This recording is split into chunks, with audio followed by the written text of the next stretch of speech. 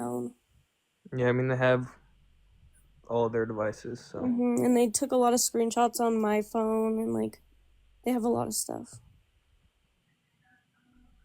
Like, I understand that. I mean, it's definitely re-traumatizing to have to go back through a testimony and be questioned and everything. And they have your statement, like someone said, but also at the same time, if it came down to it, that does make a difference. Like your word coming in there, and I'm not saying you have to do it or anything like that. Obviously, this is your life and you get to do what you want, but keeping him from doing it to anybody else would be the main goal ultimately, because he will re-victimize people. He's been doing this. Like, I don't know what I would say if I were having to like testify. Like, it's difficult. I mean, it's really just like reiterating how like traumatizing it was for you. Well, they would just ask you exactly. I mean, they would. It's not leading questions, but they would ask you questions that never got. What if like both of them like got away with it in the end of it, and I was just sitting there like bashing them the whole time? And then they're just gonna like hate me and like come after me, like. Nobody's gonna come after you. That's the scary part of it, though, is you don't know what would happen. So I can understand why it's scary, and that is obviously a risk, that they could just get away with it. But it's hard, and you're also young, so it's scary. Yeah, he got out like 3 days later. Like, he was not in there for long. Has he said anything threatening to you? Like in person, since after this has happened, like since he got out. Yeah, he's just basically saying that I'm gonna be locked up if I don't like testify with him against Savannah, because he's like, then you were doing prostitution. I was like, and he was like, so he's just admitting what it was, basically. I mean, by trying to blame you. Yeah. Yeah, I don't think that that's the case. Because did you get any money out of any of this? Yeah, I did, but like, he also got a lot of my money, like more than I got of everything I had to do. Like, he asked for 70%. Yeah, that's crazy. Yeah. 70% is wild. It's so crazy. Dang. And that night he asked for 70% is the night that I went and told the police officers, because I was like, this is getting out of control. And we were in Vegas, and it seemed so much easier to like talk to a cop in Vegas because they were just everywhere. Like, and then I just spotted one, and I was like, I started crying. So did you realize that, like, in your head, when did you realize that you were being trafficked? When we I didn't really know what it meant, like being trafficked. Well, that's how they trick people into it. Mm-hmm. So I didn't really know until I got to like Vegas, but I knew everything I was doing was illegal in California, and then I didn't want to do it, but I didn't know that was like trafficking. And then when we get to like Vegas, he's like telling me and the girl Jazz that he's gonna ship us off to Mexico in the middle of the night, and that he was gonna have people come to our hotel room and beat our ass in the middle of the night, like all this crazy stuff. So he just turned into like a freaking mobster. Yeah. Wasn't he driving with Savannah too, his girlfriend that he like claims to love? Like, wasn't he driving with her with the to her head or something? Well, that's what he told me, but I don't know if that's true. But he told me that he did that to Savannah to like scare her to stay with him. So that's yeah. Yeah, this dude doesn't need to be out. That's crazy. And especially being able to do it to anybody else. Like, I'm like, no mercy, Mads. Like, what? Come on, girl. Don't even give him the opportunity to do this. Yeah.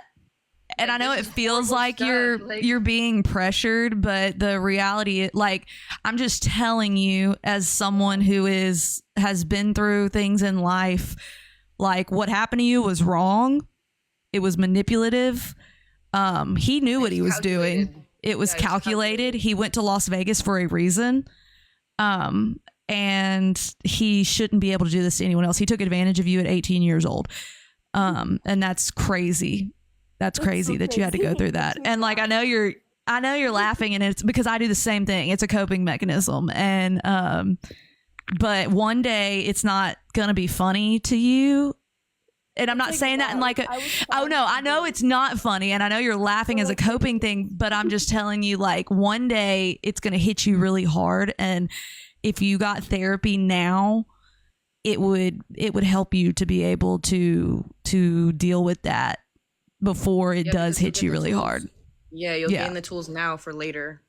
Yeah, especially because you're still doing FO and all that, like being able to mentally keep yourself in a healthy place, you know what I mean? So that you, because if this is the job you want to do or whatever, you know, like there's nothing wrong with it, but having yourself in a mentally healthy place so that you don't, because you could have PTSD and you don't even realize it yet, you know, of what you've gone through. I've had a therapist before. I don't like therapy. It never has helped me. So, but I don't want you to self-medicate. That's what worries me, is self-medicating with other things. I don't. So I'm going to check in on you every now and then. I'm just going to be like, hey, girl. Oh, we lost Jeppy. Jeppy said I'm out. But you're a sweet girl. All y'all seem really nice. And I hate that y'all had to go through that. But, I mean, I'm glad you're getting to tell your stories. Yeah, we just want to bring awareness so it doesn't happen to other people. Yeah, no. When I was in California, he would buy me the alcohol and then blame me for getting drunk after he would buy me the alcohol. It's like, that's wild. I weigh 82 pounds. I can take one shot and I'm already drunk. Like, how are you gonna tell me not to get drunk after you just bought me alcohol? Like, it was crazy. Yeah, that's crazy. Yeah, he just manipulated his way through the whole situation. Times that he would like spit on my face. Like when he got mad at me, that's like gross, but like he would literally like spit on my face, and then I'd like get mad about it, and I'd be like ew, and then he'd like take my head after he spit on my face. He'd take my head and hold me underneath the sink and like put the water on my face. Like he was girl, crazy. no ma'am, we're going to therapy. No, that's not. Oh my god, that makes me so angry. This little piece of shit. It's so funny to me. his phone's tweaking. Yeah, I saw him. That's crazy. Yeah, you did, like, spitting in someone's face is the most disrespectful thing. It's so gross. You could do. Like, that's insane. I'm so sorry you experienced that. That is crazy. And like I said, like, I know you said you didn't like a therapist. You didn't, you know, but seriously, that's traumatic. And I don't like saying I'm laughing. Like, I'm sorry, it's funny. It's not. I mean, it is. Like, I do the same thing. Because, like, the way I let Jonathan prank me so hard is so funny to me. Like, well, it's almost because, like, it's almost like you're almost like, holy shit, how did I let this happen to me? I'm like, what the I fuck? let this kid do that to me. That's crazy. Like, I'm like, wow, no way I let that happen. But like, you're also not the only person that people have done, like, this has happened to them. There are sick people in this world that they're just predators. This is what they do. So it's just horrendous. And like I said, I just don't want you to, like, right now you might not be self-medicating, but when the real feelings of everything come up, I don't want you to do that. So I don't. Why would you make your name Peter Nygaard? Because of Bree, they think it's funny. That's gross. Wait, who's that? Some random guy. Something talking about, there's cuties in here. That's gross. Leave. Her parents supporting her, so they want to know. Yeah. My parents are crazy. They're like, this is all your fault. Like, you went out there, you didn't tell us where you were going. I'm like, yeah, that's true, but I'm also 18 and I decided to do this because it was my fault. Like, I admit, like, I shouldn't have gone. And they're mad at me for, like, going and not telling them, but, like, I knew they wouldn't let me go if I told them, so I just left. That doesn't mean that it's your fault, though. That's crazy. Like a regular 18-year-old thing to do. What? Yeah, I'm mean, finally 18. I'm going to California. Bye. Yeah. So, do they know the extent of what happened to you? Yeah, someone sent them my, like, TikTok story times. I'm like, damn people. Dang it. So did they know when you got back? Like, did they know about the arrest, or that's how they found out was from TikTok? They knew about the arrest originally because I was like, darn it, Mom, the people I was in Vegas with, they got arrested. And she was like, what? And I was like, yeah. And then she saw my story times, and that's when she found out everything. So did they give you support, or they're just blaming you for it? No, they didn't give me support. They don't care. They're like, that's your Match fault. You're parents. gross. That's crazy. The They're fuck? so weird. Yeah, I that's told her to let awful. me talk to him, but she wouldn't let me talk to him. So Yeah, Wait, it's definitely not your fault. Like, even though I mean, like I said, these are the type of people that guys like Yeah, that but you can look drink it for. on camera. I don't trust him. I don't trust nothing. Yeah. I know TikTok be playing, so. It does. It really does. Well, dang. That's crazy. The lore is deep. And I feel like the lore is going to keep going. It's just gone. Like, it's gotten deeper since he went to jail and have gotten Yeah. out. Like, every day I'm like, it's something new. Yep. And he's still posting his rental cars on Instagram. Yep. He says that's not his account no more. Yeah, he told Jeppy that's not even his account anymore. But he Well- only is saying that because I have evidence of what he posted on there. He's True. not the brightest. And he stole my dog. Yeah. Oh, yeah.